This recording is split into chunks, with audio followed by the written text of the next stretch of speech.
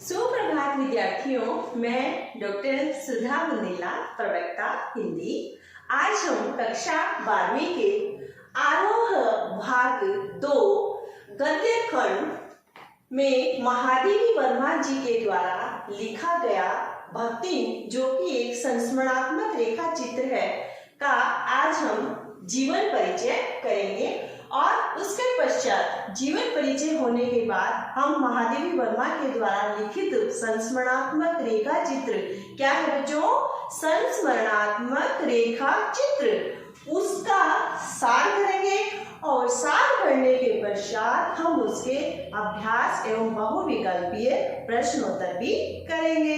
तो प्यारे बच्चों, अब हम स्टार्ट करते हैं, शुरू करते हैं महादेवी वर्मा का जीवन परिचय। जैसा कि आप देख रहे हैं, मैंने चौपट पे लिखा है कि महादेवी वर्मा जो है, उनका जन्म कब हुआ था? 1907 में। कब हुआ था बच्चों? 1907 में। तो उनका जन्म 1907 में हुआ, तो जगह भी जरूर होगी, जैसे कि आप जिस गांव में पैदा हुए। तो ठीक इसी प्रकार से महादेवी वर्मा जो है, उनका जन्म फर्रुखाबाद में। कहाँ पर भाई? फर्रुखाबाद में। और फर्रुखाबाद कहाँ पर है बच्चों? उत्तर प्रदेश में। हम कहाँ पर हैं? हरियाणा में। ठीक इसी प्रकार से महादेवी वर्मा जो है, उनका जन्म देखिए कैसे लिखा जाता है? फर्रुखाबाद। फर्रुखाबाद ये कहाँ है? उत्तर प्रदेश में इनका जन्म होता है। तो बच्चों, जन्म हो गया 1907 में, स्थान हो गया इनका फर्रुखाबाद में। तो इनके पिताजी का नाम भी देख लेते हैं। इनके पिताजी का नाम क्या है? श्री गोविंद प्रसाद वर्मा। क्या है बेटे? श्री गोविंद प्रसाद वर्मा। अब हम देखते हैं इनकी माताजी का क्या नाम रहा है। इनकी माताजी का नाम है श्रीमती हेम रानी। क्या है बच्चों? हेम रानी, श्रीमती हेम रानी। और अब हम देख रहे हैं इनकी शिक्षा की बात करते हैं। जैसे आपकी यहाँ हरियाणा में शिक्षा हो रही है, सालवान गांव के अंदर हो रही है, तो इनकी शिक्षा जो है कहाँ होती है? इंदौर में। और इंदौर कहाँ है बच्चों? मध्य प्रदेश में। कहाँ पर है? मध्य प्रदेश। तो फिर इनका विवाह कब होता है भाई? क्योंकि लेखिका के जन्म की बात हम कर रहे हैं 1907 में, तो उस समय का जो समाज था वो संकीर्ण मानसिकताओं का था और कम उम्र में विवाह कर देते थे। तो महादेवी वर्मा जो है, इनका विवाह कब कर दिया गया था? मात्र 9 वर्ष की आयु में ही इनका विवाह कर दिया गया था। तो ये हमने इनका देखा व्यक्तिगत जीवन परिचय। अब हम बच्चों आते हैं, क्योंकि महादेवी वर्मा जो है छायावाद की एक महान कवयित्री के रूप में हम जानते हैं। महान कवयित्री अर्थात आधुनिक युग की मीरा भी है। कौन? महादेवी वर्मा आधुनिक युग की मीरा भी कही जाती है। और छायावाद के जो 4 प्रमुख चतुष्टय है, महान स्तंभकार है। कौन कौन?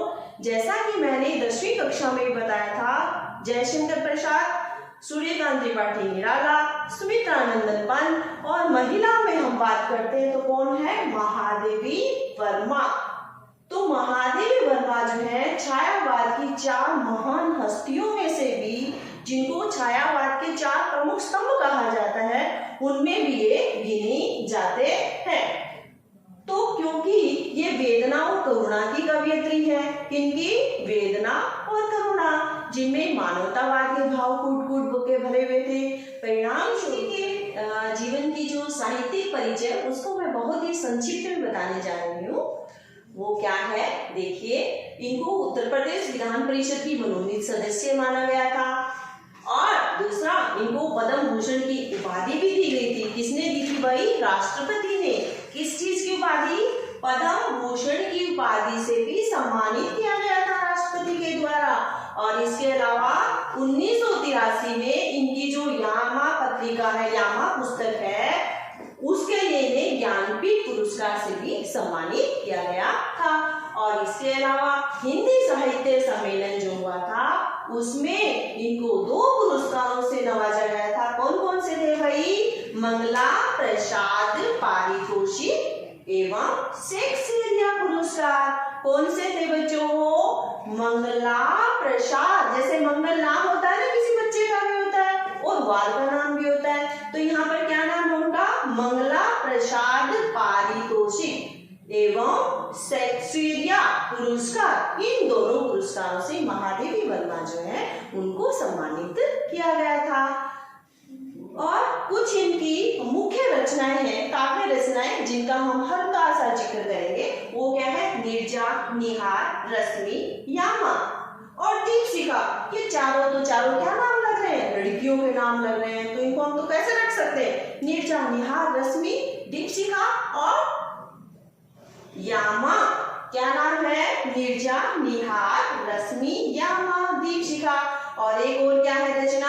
सांध्य गीत। क्या है बच्चों? सांध्य गीत। तो प्यारे बच्चों, आज हमने महादेवी वर्मा जो है उनके जीवन परिचय को किया है, जिसके अनुसार क्या है, इनकी भाषा कैसी रही है? खड़ी बोली रही है, क्योंकि ये आधुनिक युग की कवयित्री हैं और वेदरा और करुणा की अवतार भी है। हाँ तो प्यारे बच्चों, आज हम महादेवी वर्मा जी के द्वारा लिखित भक्तिन संरचनात्मक रेखा चित्र जो है इसका सारांश करने जा रहे हैं। तो सारांश कुछ इस प्रकार से है।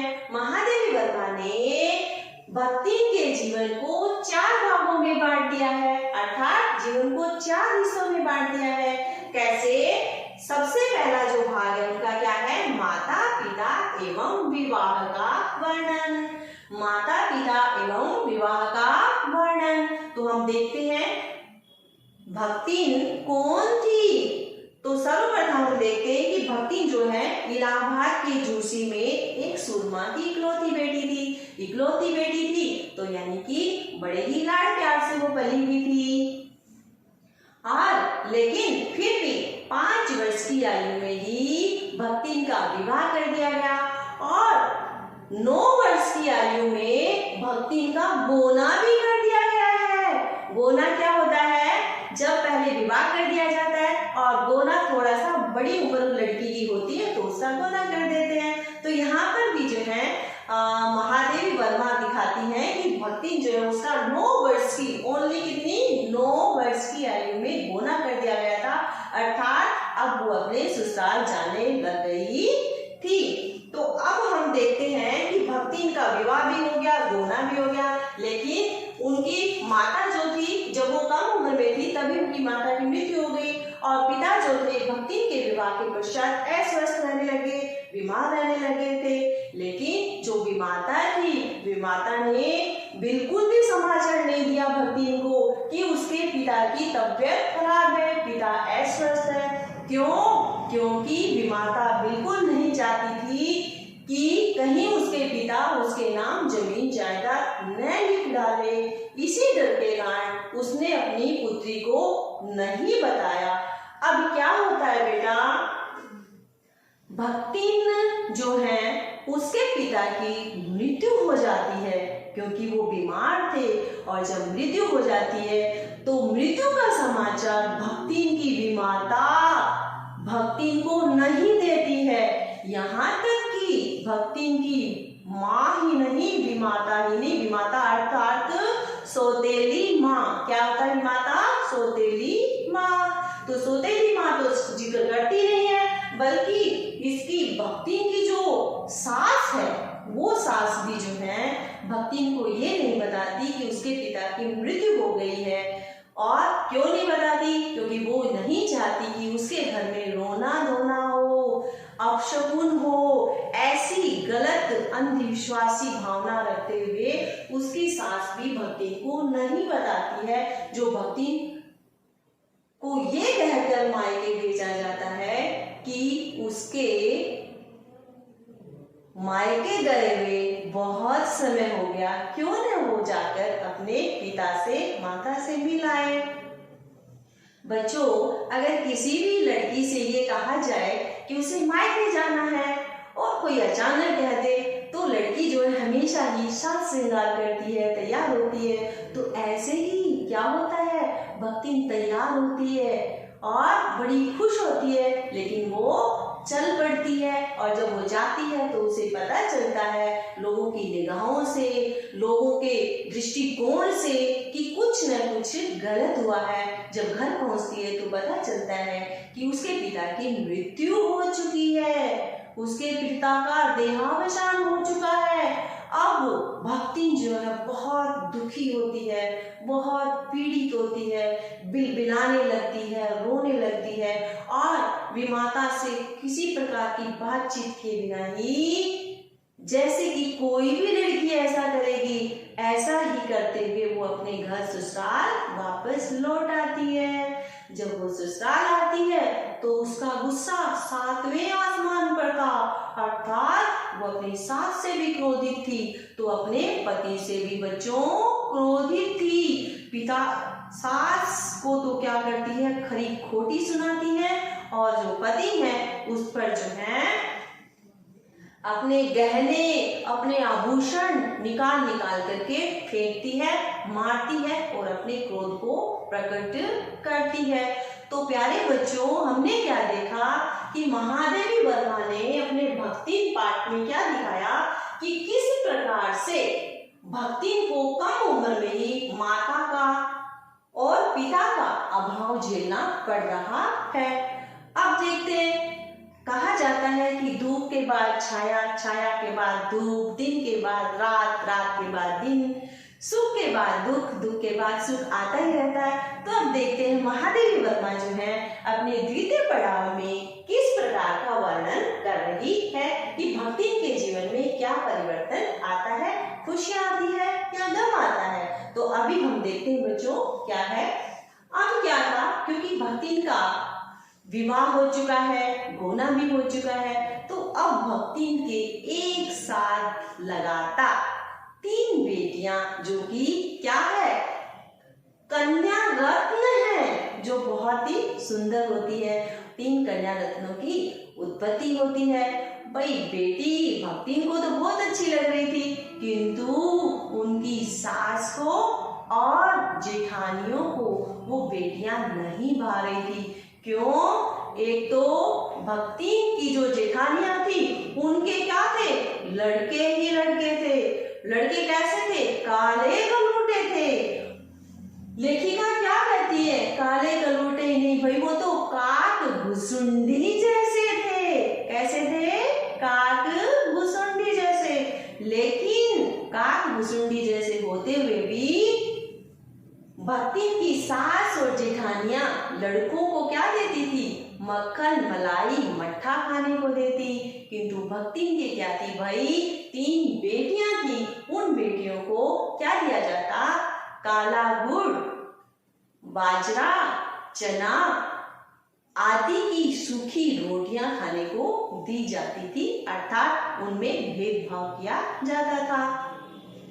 प्रसन्नता की ये बात है कि भक्ति के जो पति थे वो भक्ति को बहुत प्यार करते थे, बड़ा ही प्रेम से रखते थे। बेशक उनके 3 पुत्रियां थी, उन्होंने अपनी पत्नी पर कभी हाथ नहीं उठाया, किंतु भक्ति की जेठानियों को बार बार में उनके जेठ के द्वारा खूब पीटा भी जाता था। अब भक्ति जो है, क्योंकि मेहनती स्वभाव की रही है, परिश्रमी रही है, परिणाम स्वरूप पशु है, खेती बाड़ी है, ढोर है, गाय भैंस, बहुत सारे पशु भी भक्ति के पास हो चुके थे और भक्ति के पति ने अपनी बड़ी पुत्री का विवाह जो है बड़ी ही प्रसन्नता के साथ, बड़ी ही धूमधाम से अपनी बड़ी पुत्री का विवाह बच्चों कर देते हैं। लेकिन भक्ति का जीवन जो है हमेशा सुखद कैसे रह सकता था। पति बड़ा प्रेम करते थे, बहुत चाहते थे, बड़ा ही सम्मान करते थे, किंतु अब क्या होता है, वो जो प्रेमी जो प्रेम करते थे वो पति जो है मात्र 36 वर्ष की आयु, मात्र 36 वर्ष की आयु में ही भक्ति के पति की मृत्यु हो जाती है एवं मात्र 29 वर्ष की आयु में ही भक्ति विधवा हो जाती है। क्या हो जाती है बेटा, विधवा हो जाती है, जो कि किसी भी नारी के लिए, किसी भी स्त्री के लिए सबसे अधिक दुखद घटना होती है। तो प्यारे बच्चों, हमने देखा कि जीवन के प्रथम पड़ाव में, प्रथम चरण में महादेवी वर्मा जो क्या कहती है कि भक्ति के पिता की मृत्यु हो जाती है। और द्वितीय जो चरण देख रहे हैं, जीवन का जो दूसरा पड़ाव शुरू हो रहा है, उस दूसरे पड़ाव में भी क्या रहा बेटा, भक्ति जो है उनके 3 पुत्रियां जन्म लेती है, जिसके कारण समाज और लोगों के द्वारा उन्हें बहुत कष्ट भी झेलने पड़ते हैं। और तीसरी बात यह है कि सबसे दुखद घटना, पति की भी मृत्यु हो जाती है, जो कि मात्र 36 वर्ष की आयु में ही थे। और यही कारण तो है कि भक्ति जो है यद्यपि 29 वर्ष की है, किंतु लेखिका महादेवी वर्मा क्या कहती हैं कि वो बिल्कुल ही दुर्बल, निर्बल और कमजोर शरीर वाली युवावस्था में भी वृद्धावस्था को प्राप्त कर लेती है। तो आगे हम प्यारे बच्चों क्या कर रहे हैं, भक्ति के जीवन के तृतीय पड़ाव को करने जा रहे हैं। कौन सा पड़ाव? तृतीय पड़ाव। तो तृतीय पड़ाव में हम देखते हैं, हो सकता है महादेवी वर्मा ने कोई खुशी की चर्चा की हो, कोई प्रसन्नता की चर्चा की हो, किंतु नहीं, भक्ति जो है उनके जीवन में दुखी दुख रहा था। तो दूसरा दुख क्या था उनका? उनकी बड़ी पुत्री जो है उसका विवाह उनके पति ने बड़ी प्रसन्नता से किया था, खुशियों से किया, धूमधाम से किया था, किंतु बच्चों 2 पुत्रियों को तो अविवाहित ही छोड़कर चले गए थे। अब भक्ति जो है अपनी दोनों पुत्रियों का भी विवाह कर लेती है और अपनी जो बड़ी पुत्री है उस बड़ी पुत्री के पति को अपना घर जमाई बना के रखती है। घर जमाई का मतलब अपने साथ ही रखती है। तो अब देखते हैं आगे क्या होता है। अब क्योंकि हमने बात की थी महादेवी वर्मा बहुत ही करुणा एवं वेदना की कवयित्री रही हैं, तो परिणाम स्वरूप उनकी रचनाओं में हमें प्राण भर करुणा और वेदना ही मिल सकती है। तो भक्ति जो है उनके जीवन में हम देखते हैं कि उनकी जो बड़ी पुत्री थी उसके पति की भी मृत्यु हो जाती है। हाँ, तो प्यारे बच्चों, अभी हमने क्या किया, भक्ति के जीवन में आने वाले 2 पड़ाव का वर्णन हम कर चुके हैं कि किस प्रकार से भक्ति को अपने जीवन में कष्टों का सामना करना पड़ता है। अब हम देख रहे हैं कि भक्ति के जीवन का तीसरा पड़ाव आरंभ होता है। क्या वो सुखद रहेगा, क्या वो आह्लादकारी रहेगा, प्रसन्नता देने वाला रहेगा, या भी हम उसकी चर्चा करने जा रहे हैं। तो जो बड़ी पुत्री है उसके पति की भी मृत्यु हो जाती है। क्या हो जाती है बच्चों? मृत्यु हो जाती है। और मृत्यु होने के कारण भक्ति के जीवन में दुखों का और भी अधिक पहाड़ टूट पड़ता है। और यही कारण है कि भक्ति के जेठ का जो बड़ा लड़का है वो भक्ति की बेटी का विवाह अपने साले के साथ करवाना चाहता है, जो कि भक्ति की बेटी को बिल्कुल मंजूर नहीं था। क्यों? भक्ति की तरह से उसकी बेटी भी बहुत ही समझदार थी, तो उसने विवाह करने से इनकार कर दिया। किंतु क्या इनकार करने से बात बन गई? नहीं, ऐसा नहीं हो पाया। कैसे बच्चों? भक्ति जब एक दिन घर से बाहर कहीं गई होती है तो पीछे से साला जो कौन है, तीतर लड़ाता है, तीतरबाज है, वो जो है घर में घुस आता है और कोठरी को अंदर से बंद कर लेता है, जहां पर भक्ति की बड़ी बेटी भी थी। और अंत में गांव वालों के द्वारा, पंचायत के द्वारा फैसला सुनाया जाता है कि वे आजीवन वैवाहिक जीवन व्यतीत करेंगे। और क्या हवाला देते हैं? कलयुग का हवाला देते हैं। और जबकि भक्ति की बेटी ने उस लड़के की मार पिटाई भी की थी, उसको धक्के भी मारे थे, किंतु पंचायत ने फैसला जो है भक्ति की बेटी के खिलाफ ही सुना दिया था। अब बच्चों हम देख रहे हैं कि बेटी का जीवन बहुत ही दुखद है, भक्ति का जीवन बहुत ही दुखद है, किंतु दुखों के पहाड़ जो है अभी भी सिमट नहीं रहे हैं, कम नहीं हो रहे हैं। ऐसी स्थिति में वो तीतरबाज जो सारा दिन तीतर ही लड़ा रहा था, किसी प्रकार का कोई कार्य नहीं कर रहा था, परिणाम स्वरूप खेत खलियान ढोर पशु धीरे धीरे झुलस गए, समाप्त होते चले गए। और एक दिन ऐसी दुखद घड़ी भी आती है कि जमींदार जो है खेत का लगान न चुकाने के कारण भक्तिन को बुलाता है और सारा दिन जो है धूप में खड़ा होने की सजा सुनाता है। स्वाभिमानिनी, परिश्रमी, आत्मसम्मानिनी महिला के लिए ये स्वीकार करना बच्चों बहुत ही कठिन था। और यही कारण था कि भक्तिन जो है महादेवी वर्मा के पास चली आती है। किस उद्देश्य से? वो अपने गांव को छोड़ती है और गांव छोड़कर शहर की ओर उन्मुख होती है। क्यों? पैसा कमाने के लिए, धन का उपार्जन करने हेतु। अब बच्चों हम देखते हैं महादेवी वर्मा के जीवन का चौथा पड़ाव आरंभ हो जाता है, जहां पर वो लेखिका के पास आती हैं और हम देखते हैं कि किस प्रकार से उनमें लेखिका के प्रति समर्पण भाव, भक्ति भाव हमें प्राप्त होते हैं, मिलते हैं। तो अभी हमने देखा कि जब वो लेखिका के पास भक्तिन आती है तो लेखिका उनसे नाम पूछती है कि तुम्हारा क्या नाम है? तो वो अपना नाम कहती है कि मेरा नाम लक्ष्मी है, किंतु साथ में ये कहती है कि मेरा नाम लक्ष्मी न पुकारा जाए।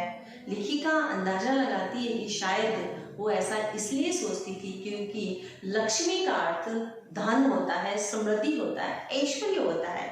तो लक्ष्मी ऐसे सोचती थी मेरे पास न धन है, न ऐश्वर्य है, न समृद्धि है, न सुख है, मेरा जीवन तो पूरा का पूरा कांटों से भरा हुआ है, तो मुझे कोई लक्ष्मी ना पुकारे।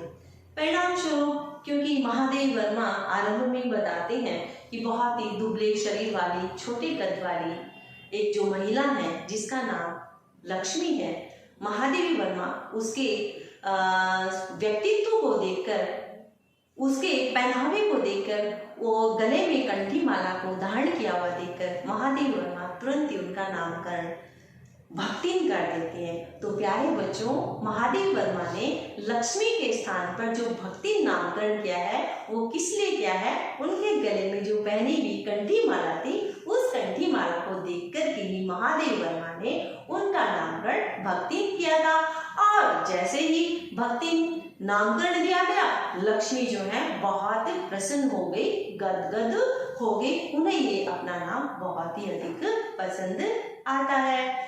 और परिणाम स्वरूप लेखिका कहती है कि भाई जब भक्ति आती है ना, तो वो क्योंकि देहाती है जबकि मैं तो शहरी हूँ, लेकिन लेखिका कहती है भक्ति ने आते मुझे क्या बना दिया है? शहरी से देहाती बना दिया है, देहातीन बन चुकी हूँ मैं, बिल्कुल ग्रामीण बन चुकी हूँ। वो कैसे? क्योंकि जब भक्ति आती है लेखिका के यहाँ पर तो बच्चों पता है क्या खिलाती है? 4 मोटी मोटी रोटियां, और रोटी भी कैसी? जली कटी रोटियां, जली हुई रोटियां, उसके साथ में गाढ़ी गाढ़ी दाल जो है भक्तिन को परोस देती है। अब भक्तिन महादेवी वर्मा को परोस देती है। यद्यपि महादेवी वर्मा को ये भोजन पसंद नहीं आया था, किंतु फिर भी महादेवी वर्मा को अपने विश्वविद्यालय में जाना था। परिणाम स्वरूप वो एक रोटी और थोड़ा अन्य भोजन करके चली जाती है। तो महादेवी वर्मा क्या कहती है कि भक्तिन के आने से मैं जो है पूरी तरह से क्या बन चुकी थी? देहातीन बन चुकी थी। हरा हरा साग खिलाना, जैसे कि आप लोग गाँव में खाते हो, हरे हरे साग जो खेतों में पैदा होते हैं, तो इसी प्रकार से हरे हरे साग जो है वो महादेवी वर्मा को खिलाया करती थी। अब क्योंकि जो भक्ति है उनका स्वभाव कैसा बन गया था, वो स्वयं को बदलती नहीं थी। किसको बदल रही थी? महादेवी वर्मा को ही बदल रही थी। और जब वो उनके घर आती है तो क्या करती है? जो उनकी धुली हुई साड़ी है उस साड़ी को भी वो उनमें जल के छींटे छाटे डाल के और क्या करती है? खुद ही पहन लेती हैं। और क्योंकि खुद तो बदलती नहीं है, इसी वजह से जो है तरह तरह के, जैसे लेखिका को क्या देती है बेटा? दही का शरबत बना के देना, तुलसी की चाय बना करके देना, और तरह तरह से रात्रि के जब लेखिका अध्ययन का कार्य करती थी तो उनके साथ में वो बैठ जाती थी, उनके साथ उनकी मदद क्या करती थी, रातों रात जगी रहती थी। और परिणाम स्वरूप जो है क्या होता है कि लेखिका का मन जो है भक्ति ने पूरी तरह से जीत लिया था। और यही कारण है जब युद्ध होता है तो बेटी और दामाद जब लेने आते हैं भक्ति को तो भक्ति पूर्णतया इनकार करती है, साफ साफ इनकार कर देती है। क्या कहती है कि नहीं, मैं नहीं जाऊंगी, मुझे लेखिका के साथ में ही रहना है, चाहे मुझे इसके लिए किसी काल कोठरी में ही क्यों ना रहना पड़े, मैं अपना संपूर्ण जीवन जो है लेखिका के साथ में ही व्यतीत करना चाहती हूँ। तो प्यारे बच्चों, हमने सारांश में क्या देखा कि महादेवी वर्मा जो है भक्ति, जो कि जिसका वास्तविक नाम क्या था, लक्ष्मी, क्या नाम था, लक्ष्मी। महादेवी वर्मा जो है क्या दिखाती है कि लेखिका कहती है कि भक्ति पाठ में भक्ति जो है उसका जो मानसिक द्वंद है और जो मानसिक पीड़ाएं जो है उनको अपने संस्मरणात्मक रेखा चित्र में प्रस्तुत कर हम पाठ को तक पहुंचाया है।